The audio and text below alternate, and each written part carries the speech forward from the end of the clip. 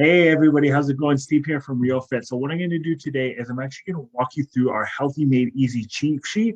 I'm going to do it one step at a time with you so that you can see how easy this is to implement. So what I am going to do is share my screen here, and then we can walk through it all together, okay?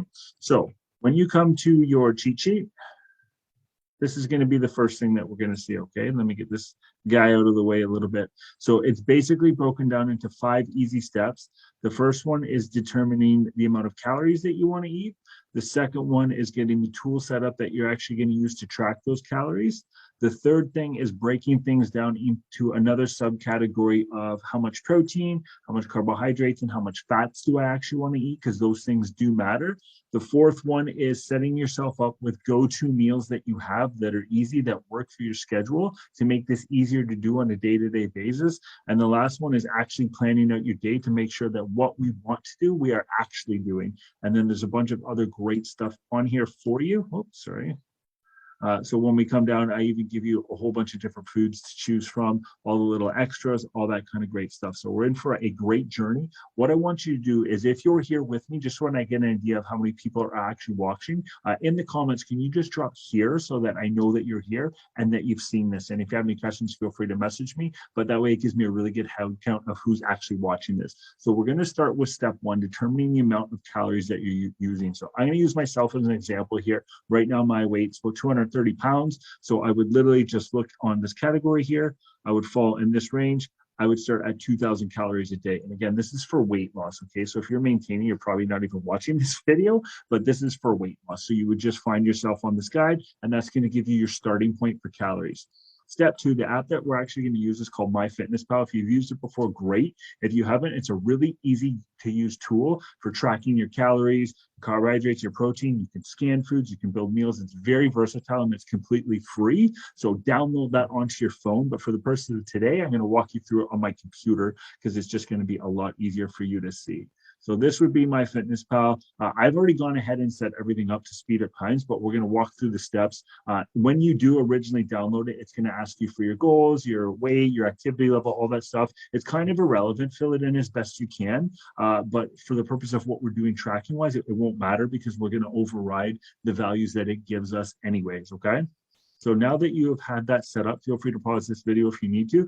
We're going to customize our goals. So you're going to go in and you're going to go into the goal section. You can go into the nutrition goals, and then you're going to set ratios for these three, and it will give you the amount of calories that you want to eat for each one, okay? So when we pop back over in here, you'll see goals. It'll look a little different on your phone, but I can just come down in here and I would just edit, and I would set this goals to 50% here, 30% here, and 20% here. Now, my personal goals are a little bit different, so I have the ratios a little different, but you would just follow the ones on the sheet listed. So 50% for your carbs, 30% for your protein, and 20% for your fats. And once you do that, it gives you actually the total grams that you want to eat for each one. And then you would just punch in your calories here. So if your calories, were 1,500, you'd punch that in there. But again, mine being 2,000, I punch it in there, okay? Once you've done that, you just save it, okay? And then we come back to our home. So that step is done. The app does all the work for you. Number four, this is where you're really going to save yourself a lot of time, because anytime you're coming into the day and you don't have a plan of what you want to eat, this is probably what's happening to you. And then you end up eating your car, you hit Tim Hortons, you don't eat all day, you live on coffee, and then in the evening you're overeating and it's like, okay, I'm not eating, but I'm not losing weight. What's going on? Your day is all over the place, right? So we want to bring some structure to this with some nice, easy to follow meals. So I've actually gone ahead and done this for myself, but you just come into the food section in your food diary. This is where you actually track everything, okay? And again, it looks a little bit different on your phone. It's got a few things in here. You can set specific foods, you can set specific meals. And the way that you would build these is when I come down here, on the bottom, it's going to show my total daily goal for calories, for carbs, for fats, for protein. So it gives you sodium and sugar, but I wouldn't worry about these as much. And I wouldn't even matter about calories. I would care more about the actual grams here, okay? But what we want to do when we plan out our initial meals is build everything out, but save a couple hundred calories for snacks or for little variances that we're not sure what's going to happen. But literally what I would do is I would go in and I would build up my meal. So this would be mine, bacon, eggs, banana, and I'm cooking it in some butter. So again, your ratios are going to be different, but I build everything out. It gives me my totals for that meal. And I can literally just come into quick tools.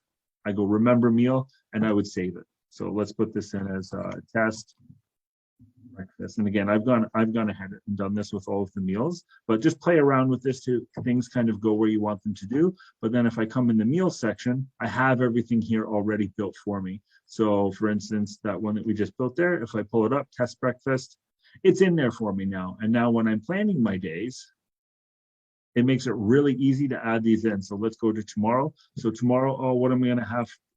I am going to go into add food.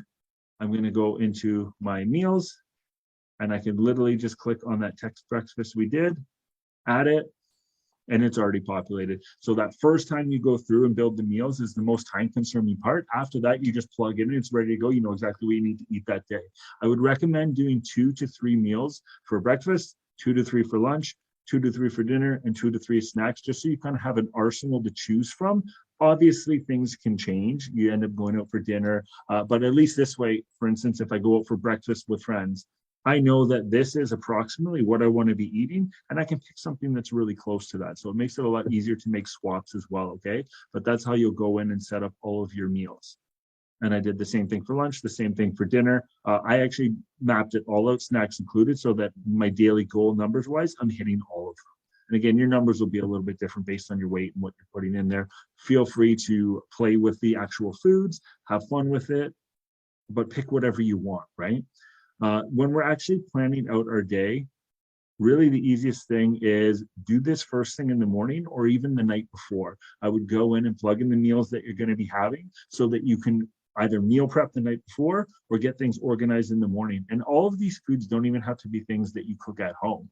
If you always go to Tim Hortons in the morning, a lot of things that I'll recommend for my clients that do that is go to Timmy's, get a breakfast sandwich, double up on the egg so that the protein's getting increased. Plug that in as a meal and put it in your tracker. Perfect. Awesome. And then we just balance out the rest of our day around that. You can always have whatever you want as long as it's balanced. You just can't have everything you want, right? So all you need to do literally is do that and you will succeed.